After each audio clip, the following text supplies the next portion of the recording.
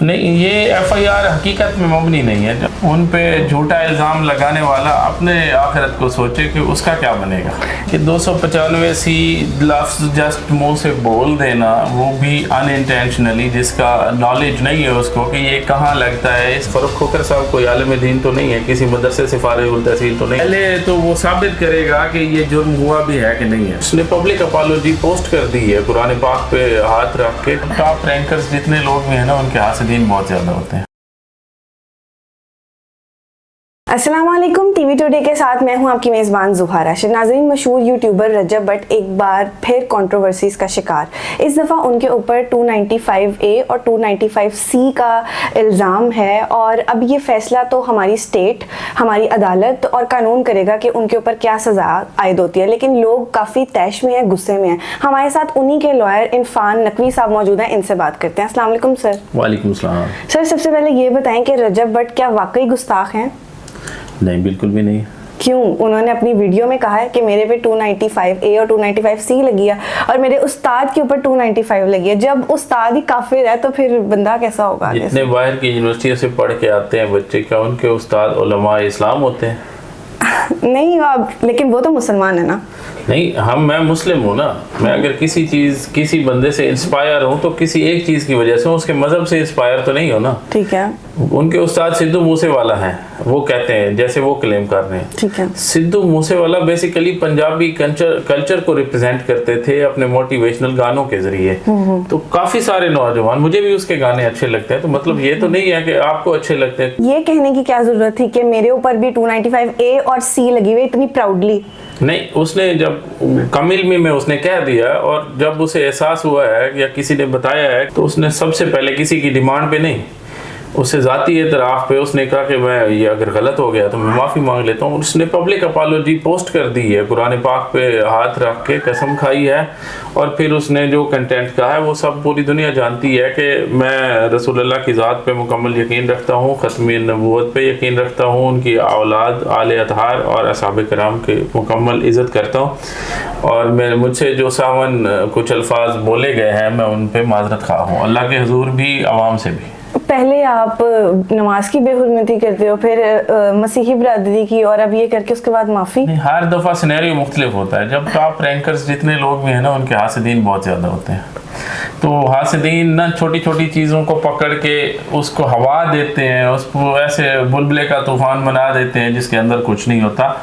नमाज की तौहीन भी तौहीन नमाज नहीं थी, काफ़ी उलमा का वहाँ उस पर भी कंसेंसस मौजूद है और उस पर FIR हो गई है। जब स्टेट प्रेशराइज होती है तो FIR दे देती है सर, अब कोई तोड़ फोड़ ना हो सोसाइटी में। बिल्कुल सर, अब FIR हो गई है, इस FIR में क्या है और आगे सज़ा का क्या होगा?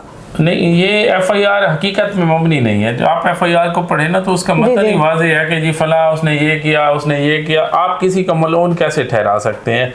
तो उसका स्टार्ट ही मलऊन से शुरू होता है। बात ये है कि जिसने FIR कराई है, इसका तो एक लॉन्ग प्रोसीजर होता है। आप कोई भी चला जाए ना, तौहीन अहले बैत, तौहीन सहाबा और तौहीन रिसालत के हवाले से, पहले तो रसूलुल्लाह की हदीस है कि अगर कोई किसी को काफिर कहता है और अगला बंदा काफिर नहीं है जिस पे इल्ज़ाम लगा रहे हैं, तो कहने वाला काफिर है।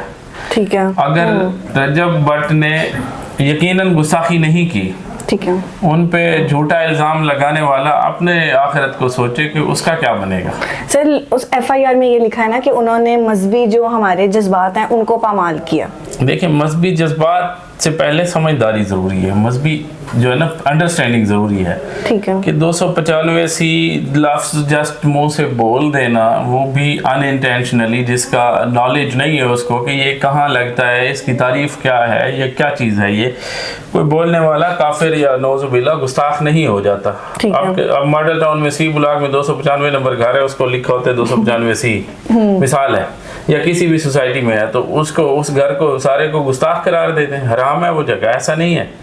295 किसी की गाड़ी का नंबर है, किसी के मोबाइल नंबर पे आता है, तो आप उसको तौहीन, हाँ खुदा न खास्ता अगर वो इस कानून की तहकीर करता, मजाक उड़ाता, फिर वो गुनाहगार था।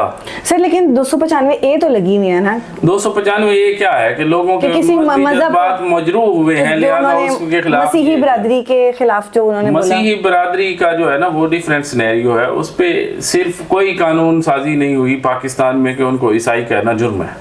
हाँ, उनके अपने सेंटीमेंट्स हैं कि उन्हें ईसाई ना कहा जाए। सुप्रीम कोर्ट ऑफ पाकिस्तान ने एक डायरेक्टिव जारी किया था 2018 में कि इनको मसीही कहा जाए, ईसाई ना कहा जाए। सर आप रजब की साइड ले जा रहे हैं, लेकिन इसमें रजब की भी तो कुछ गलतियां हैं। देखिए गलती क्या है, गलती नोट करने वाले जब हजारों होंगे छोटे छोटे बात पे तो सारे फंस सकते सर जब आप एक पब्लिक फिगर बन जाते हैं तो आपको थोड़ा लिहाज करना चाहिए ना बोलने से पहले। हाँ, कुछ मिसअंडरस्टैंडिंग होती है लोगों की, मेरे ख्याल में वो गलत नहीं है।